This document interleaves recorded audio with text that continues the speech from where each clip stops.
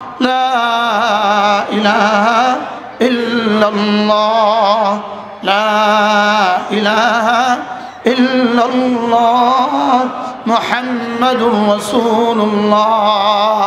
যারা না ঈমান এনেছে তারাও জানবে তাদের যাজা কেমন। তারা একবার ঈমান, একবার কালিমা তয়্যিবার পরিবর্তে 10 দুনিয়া বরাবর জান্নাত দেখবে। কত দুনিয়া বরাবর? একবারের পুরস্কার কদ্দুর?